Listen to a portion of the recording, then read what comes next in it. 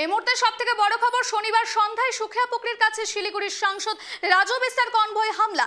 Remake Lodhama এলাকায় কিন্তু পরিদর্শনে শেষে ফেরার পথে কনভয়কে লক্ষ্য করে ফেরে কিন্তু দুষ্কৃতীরা আচমকা পাথর ছোড়ে বলে অভিযোগ।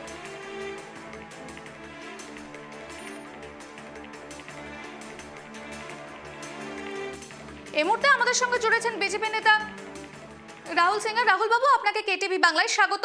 এই যে নাগরাকাটা ঘটনার পর এবার ফের কিন্তু রাজু বিস্তার কনভয়ের উপরে হামলা হয়েছে, এই বিষয়ে কি বলবেন রাহুল বাবু? দেখুন, বিষয় হচ্ছে যে গোর্খাল্যান্ডের সমস্যা, গোর্খাদের সমস্যা নিয়ে যে মধ্যস্থতা করবার জন্য যে নিয়োগ হয়েছে তারই বিরুদ্ধে তৃণমূল কংগ্রেসের এই জাতীয় হামলা।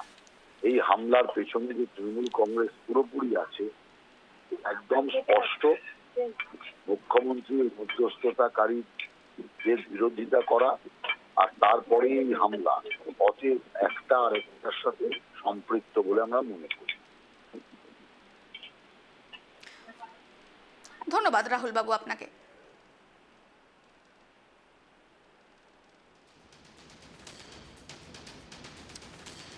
আপনারা দেখছেন আবারও ফের একই ঘটনার সাক্ষী থাকলো এবং কিন্তু বিজেপি নেতা রাজু বিস্তার উপর কিন্তু আবার ফের কিন্তু আক্রমণ করা হয়েছে।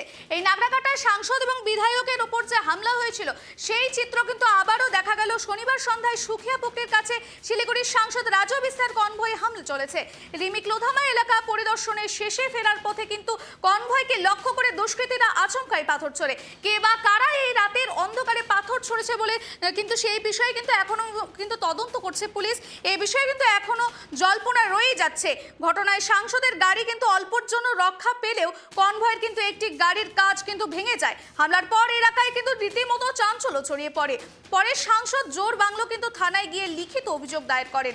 দোষীদের বিরুদ্ধে কিন্তু ব্যবস্থা নেওয়া কিন্তু জানিয়ে দেওয়া হচ্ছে কিন্তু বিজেপি সাংসদ।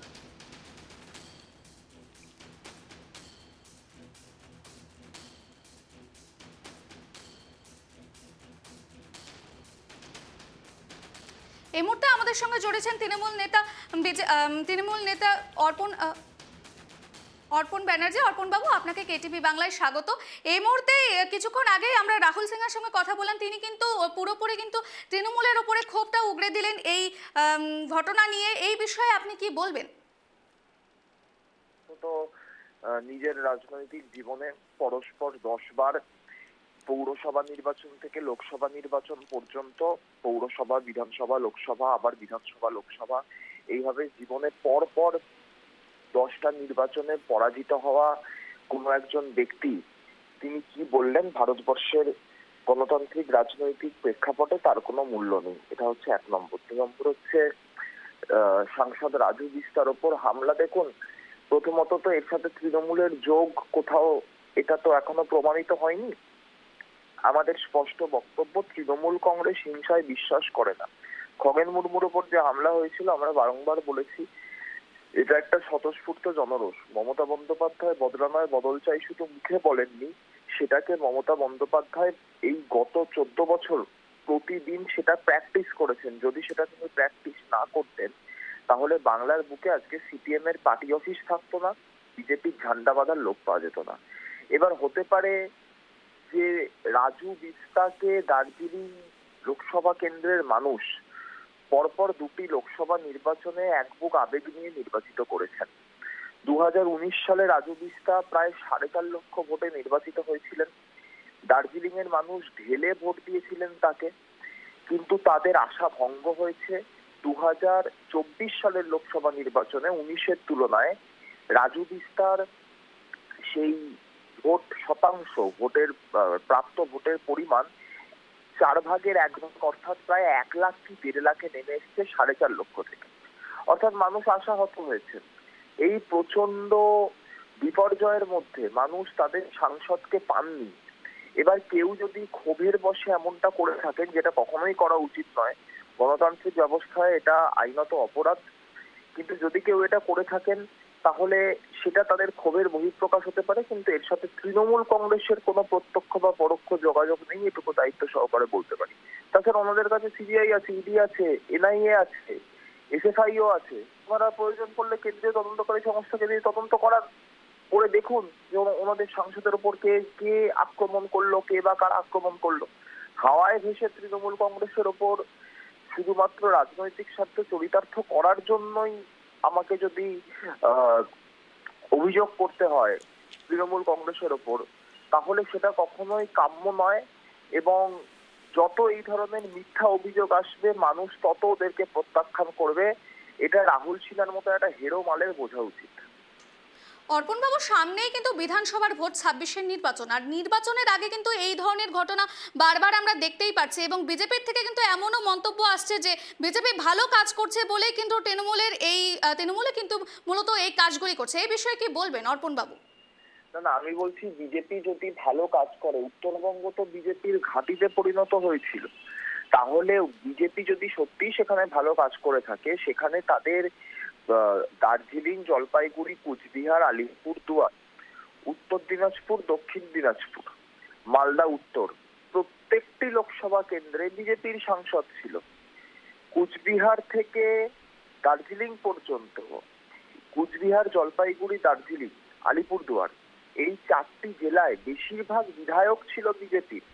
তাহলে কেন 2024-এর লোকসভা নির্বাচনে অমিত শাহের ডেপুটি, ভারতবর্ষের কেন্দ্রীয় স্বরাষ্ট্র প্রতিমন্ত্রী নিশীথ প্রামাণিককে পরাজিত হতে হলো? কেন রাজু বিস্তার প্রাপ্ত ভোট 4.5 লক্ষ থেকে 1 লক্ষ কিংবা 1.5 লক্ষে নেমে গেল, 1/4 হয়ে গেল? এই উত্তরগুলোর অন্বেষণ বিজেপিকে নিজেদের দলের অভ্যন্তরে করতে হবে। যদি সেগুলো বিজেপি না করে তাহলে সেটা তাদের দলীয় ব্যর্থতা। কিন্তু আমি এইটুকু আমরা বলতে পারি আমাদের দলের পক্ষ থেকে যে নিশ্চিতভাবে যে ঘটনা ঘটেছে সেটা অনুপ্রেত, এটা ঘটা উচিত ছিল না। ভারতবর্ষের যে সংসদীয় গণতান্ত্রিক প্রেক্ষাপট, সেখানে কখনোই একজন ল মেকার, পার্লামেন্টারিয়ান, তার কনভয় এই ধরনের আক্রমণ কাম্য নয়। কিন্তু মানুষের আশা যদি তারা বারবার আশাহত হয়, এক বুক আবেগ নিয়ে তারা আশীর্বাদ করার পরে যদি বারবার তাদেরকে আশাহত হতে হয়, রক্ত মাংসে গড়া মানুষের আবেগ, অভিমান, রাগ, ক্ষোভ সবই থাকতে পারে। এটা তারও বহিঃপ্রকাশ হতে পারে। শুধুমাত্র হাওয়ায় অভিযোগ না করে তাদের কাছে কেন্দ্রীয় তদন্তকারী সংস্থা রয়েছে, তাদের নিজেদের সাংসদের ওপর আক্রমণ হয়েছে। প্রয়োজন পড়লে তারা তার তদন্ত করে দেখুন যে এই আক্রমণের কারণ কি। ধন্যবাদ অর্পণবাবু।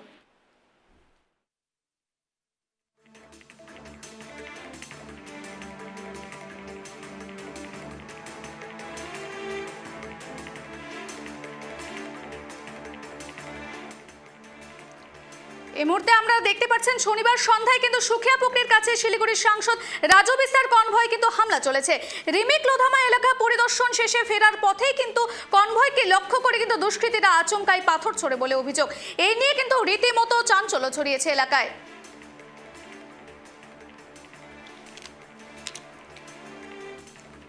এই মুহূর্তে আমাদের সঙ্গে সরাসরি জুড়েছেন আমাদের প্রতিনিধি অংশুমান।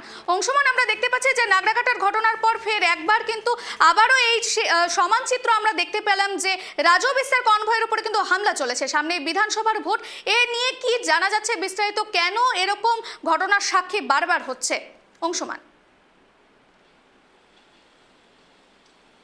দেখো, রাজ্য বিজেপি নেতৃত্ব কিন্তু জানিয়ে দিয়েছেন যে ইতিমধ্যেই যে বিজেপি সাংসদরা এবং বিধায়করা যে কোনো জায়গায় যাচ্ছে তাদের উপর আক্রমণ আনাচ্ছে এই শাসক দল অর্থাৎ তৃণমূল কংগ্রেস। তার একটাই কারণ যে সামনেই 2026-এর নির্বাচনে তাদের যে ভরাডুবি হবে সেটা আগের থেকে বুঝতে পেরেছে।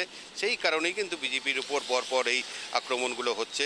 আমরা দেখেছি যে গতই 5ই অক্টোবর যে গোটা উত্তরবঙ্গ জুড়ে যেই বিপর্যয় এসেছিল, বিপর্যয়ে কিন্তু তছনছ হয়ে গেছিল উত্তরবঙ্গের একাধিক অঞ্চল এবং প্রচুর প্রাণহানি হয়েছিল। এবং আমরা দেখেছি নাগরাকাটায় যখন উত্তর মালদার বিধায়ক খগেন মুর্মু, উত্তর মালদার সাংসদ খগেন মুর্মু এবং শিলিগুড়ির বিধায়ক শঙ্কর ঘোষ গিয়েছিলেন, তখন তাদের উপর আতর্কিত হামলা করা হয়। তাই ইট ছোড়া হয় তাদের গাড়ির মধ্যে। ইটে কিন্তু খগেন মুর্মুর চোখের তলার একটি হাড় ভেঙে গেছে। গুরুতর আহত অবস্থায় তিনি কিন্তু এখনও চিকিৎসাধীন রয়েছেন শিলিগুড়ির একটি বেসরকারি নার্সিংহোমে। এবং গতকালও যে ধস বিধ্বস্ত অঞ্চল পুলবাজার, লোধামা প্রভৃতি অঞ্চল, যে নাকি সেখানকার দুর্গত মানুষের সঙ্গে দেখা করে কথা বলে ত্রাণ পৌঁছে দার্জিলিং সাংসদ রাজু বিস ফিরে আসছিলেন, তখন তার গাড়ির কনভয়ের উপর হামলা হয় সুকিয়া বকরির কাছে এবং তাদের গাড়ির কনভয় লক্ষ্য করে ঢিল ছোড়া হয়। কিন্তু ঢিল ছুড়লে সাংসদের গাড়ির ক্ষতিগ্রস্ত না হলেও কনভয়ে থাকা একটি গাড়ি কিন্তু ক্ষতিগ্রস্ত হয়েছে, গাড়িটির কাচ ভেঙে গিয়েছে। তৎক্ষণাৎ জন্য কি ঢিল ছুড়ে কাজটা ভেঙে যায়, তৎক্ষণাৎ গাড়ির কনভয় দাঁড়িয়ে পড়লে এবং গাড়িতে থাকা সিকিউরিটির দায়িত্ব যারা দায়িত্বে ছিলেন তারা সেখানে নেমে পড়লে তখন কিন্তু তারা কাউকে দেখতে পায়নি। স্বাভাবিকভাবেই পাহাড়ে যখন রাজু বিস ছিলেন তখন কিন্তু সন্ধে ঘনিয়ে এসেছিল, সেই অন্ধকারে কোথার থেকে ঢিল মেরেছে পাহাড়ের মতন সর্পিল পথে সেটা বের করা খুবই কষ্টসাধ্য ব্যাপার। এরপরে দার্জিলিং সাংসদ রাজু বিস চলে যান জোরবাংলো থানায় এবং জোরবাংলো থানায় গিয়ে সমস্ত ঘটনাটা লিখিতভাবে করে জোরবাংলো থানায় জানানো হয়। এরপরে জোরবাংলো থানার পুলিশ তদন্তে নামে, যদিও এখনও পর্যন্ত আমাদের কাছে যা খবর রয়েছে এই ঘটনায় জড়িত থাকার অভিযোগে কাউকে আটক বা গ্রেপ্তার করতে পারেনি জোরবাংলো থানার পুলিশ। তবে গোটা ঘটনা নিয়ে তদন্ত চলছে। রাজু বিস যেমন জানিয়েছিলেন যে এটা কিন্তু তৃণমূলেরই কাজ হবে, অর্থাৎ রাজ্যের শাসক দল তৃণমূল নিজেদের জন্য কি আস্তে আস্তে জনসমর্থন হারাচ্ছে, তখনই কিন্তু তারা বিরোধী দল অর্থাৎ রাজ্যের প্রধান বিরোধী দল বিজেপির উপর হামলাগুলো শানাচ্ছে। কাজে এই যে ঘটনা, এই ঘটনার পর কিন্তু নিন্দার ঝড় উঠেছে যে কিছুদিন আগে নাগরাকাটায় সাংসদের উপর হামলা, তারপরে দার্জিলিং সাংসদের উপর হামলা, এটা কিন্তু বড় একটা প্রশ্ন চিহ্ন হয়ে দাঁড়িয়েছে যে কেন এই ধরনের বিজেপি সাংসদদের উপর বেছে বেছে টার্গেট করে হামলা করা হচ্ছে। আর দুটো ক্ষেত্রেই কিন্তু পাথর ছোড়া হচ্ছে, তাহলে পাথর ছুঁড়ে তাদেরকে কিন্তু তাদেরকে আহত করার বা এরকম পরিকল্পনা নিয়েছে যে কেউ বা কারা, সেটা কিন্তু এখন বড় একটা প্রশ্ন হয়ে দাঁড়িয়েছে। অংশমান, কিছুক্ষণ আগেই আমরা কিন্তু বিজেপি নেতা রাহুল সিংয়ের সঙ্গে কথা বলেন। রাহুল বাবু কিন্তু আমাদেরকে পুরোপুরি কিন্তু তৃণমূলের ওপর কিন্তু সেই ক্ষোভটা উগড়ে দিয়েছেন যে এইটাই সম্পূর্ণ কিন্তু তৃণমূলের কাজ। এই বিষয়ে আরো কি কি তথ্য জানা যাচ্ছে, কি জানাচ্ছে প্রশাসন? দেখো, শিলিগুড়ির বিজেপির যারা দায়িত্ব রয়েছেন, শিলিগুড়ি সমতল বিজেপির সভাপতি এবং দার্জিলিং পাহাড়ের যে বিজেপি সভাপতি সহ দার্জিলিং রাজু বিস এই ঘটনার জন্য দায়ী তৃণমূল কংগ্রেসকেই করেছে এবং বারবার করে তারা জানিয়েছেন যে তৃণমূল কংগ্রেসই এই ধরনের হামলাগুলো চালাচ্ছে যাতে তাদের উপর যে সমর্থনগুলো হারিয়ে গেছে বুঝতে পারে তারা 26-এ তারা ক্ষমতায় থাকবে না, সেই কারণে কিন্তু তারা একের পর এক এই হামলাগুলো চালাচ্ছে। কিন্তু প্রশাসনের কাছে অভিযোগ জানানো মাত্রই প্রশাসন কিন্তু ঘটনাস্থলে ছুটে গেছেন, পুলিশ সেখানে তদন্ত করে দেখছে। কিন্তু রাতের অন্ধকারে কাউকে যখন সাংসদের গাড়ির কনভয় থেকে কেউ দেখতে পায়নি, সেই কারণে কিন্তু কারা ঢিল ছিল সেটা পুলিশের খুঁজে বেড়ানো করে কিন্তু খুব কষ্টসাধ্য ব্যাপার। কিন্তু তা সত্ত্বেও পুলিশ কিন্তু সেখানে তল্লাশি চালাচ্ছে, মানুষজনের সঙ্গে কথা বলে কে বা কারা ওই সময় ওই রাস্তা দিয়ে যাতায়াত করেছে তার কিন্তু বিবরণ নেওয়ার চেষ্টা করছে। এই ধরনের ঘটনা অত্যন্ত নিন্দনীয় এবং দার্জিলিং সাংসদ রাজু বিস সহ রাজ্য নেতৃত্ব কিন্তু দাবি করেছেন এটা তৃণমূলেরই কাজ। ধন্যবাদ অংশমান।